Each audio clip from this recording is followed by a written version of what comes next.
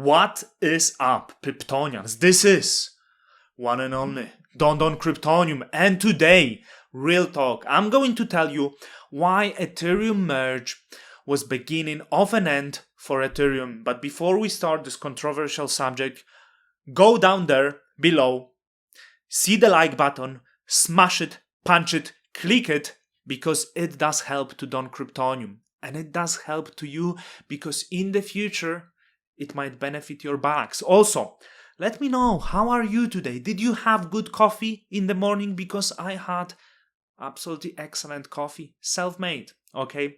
But let's start this controversial channel. And I'm going to speak of tokenomics, okay? Because I'm sick of one thing. I'm sick of crypto people giving you advices on money. I'm sick of crypto people screaming, burn so we pump. We need deflationary tokenomics. It means the price go up. It means we reach. It also means you retardo retardito. Okay? So, this is since the Ethereum merge. Okay? The top line is if Ethereum would stay proof of work, and I'm not saying proof of work is good. Actually, it wasn't good. I just think the design of the tokenomics of the new Ethereum is not great, and there are much better choices, and the future will be defined by those who will create the best systems that incentivize users and incentivize creators.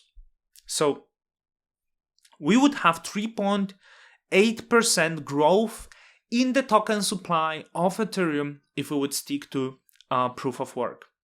Bitcoin, as of now, is at 1.72%, and I'm not overly bullish on Bitcoin. I do believe, well, it is quite useless, It really depends if it will become a standard or not, and I'm not really interested in commodities myself.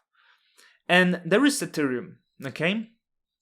So look, it's at 0.2% a year, but you can see actually it's been increasing. So at the start, after the merge, the supply was decreasing. Why? Because there was more transactions and more fees.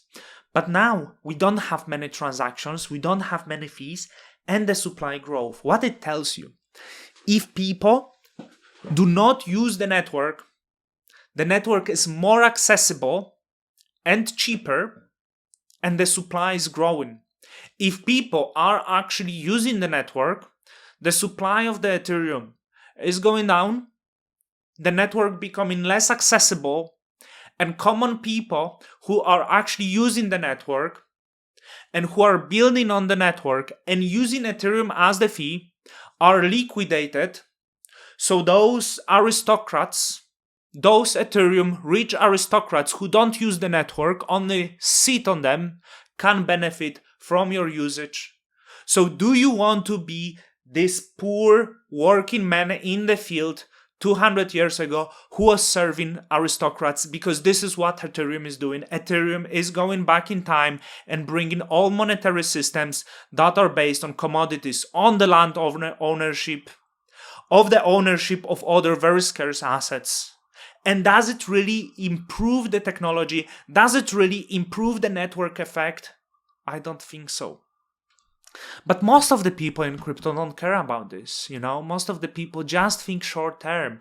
And I see that there is this good standard, like most of the people think deflation would be great for monetary systems. Like they love it somehow. They are fixated on the fact that supply is growing. Like when the supply of dollars growing, they freak out, They don't get anything because for them, it's still the same. 2 years ago, everyone was burning tokens, price was going up. They think that's the way to make it. They think that's how adoption is growing. And I saw Sasha. So this was this good chat with Sasha. And I actually saw to this thing was a co-founder of Lido responding, who also doesn't really know anything about money. Let's make not money, but let's say monetary system and adoption and velocity Okay, but it doesn't matter. We don't need the comment of co-founder of Lido. You need to know that many of these crypto co-founders, I don't think anyone in the world understands what's good. But so Sasha says, to respond to the comment of Yimeng, so Bankless asked, what's your most cancelable crypto take? The burn is pure greed. Reducing the upside of the next generation of entrants to the community and simply moving us more toward a renter economy. I think it's much worse. As I said, you are putting Don on the cross, right? Like you making Don, hey Don, if you will use our network, you will be paying the fees for us aristocrats here, sipping the foam of the beer. This never worked in the history.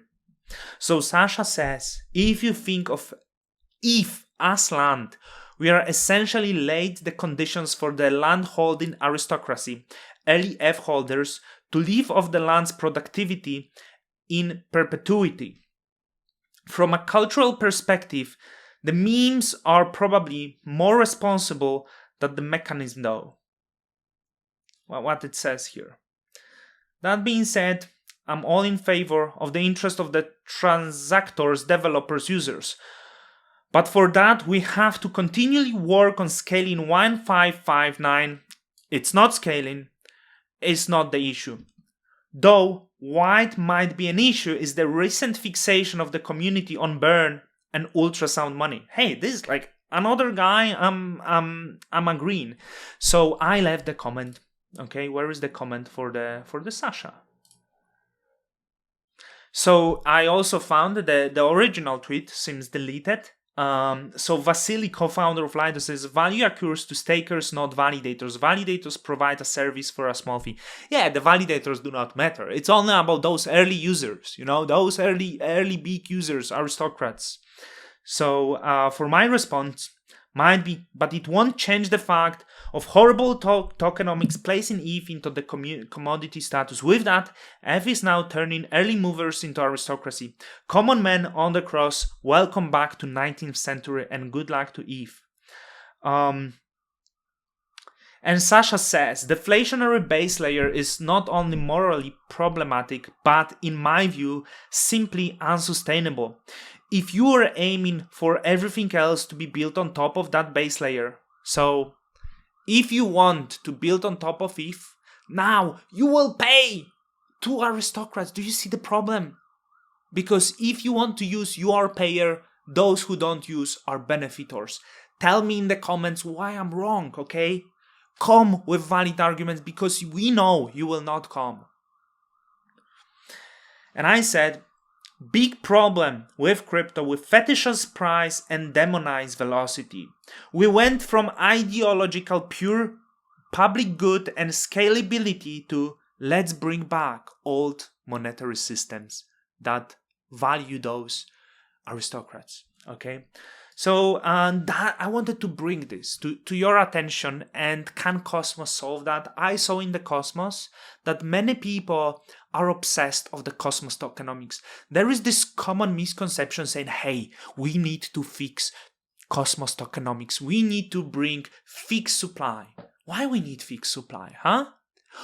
How do you know how the world will look in 100 years or 30 years or 10 years? Why you need fixed supply? Tell me. Is it because you want the price pump? Some people say, hey, we need to become deflationary. Tell me in the comments why you want deflationary atom. Okay, you small fish. Okay, why you want that?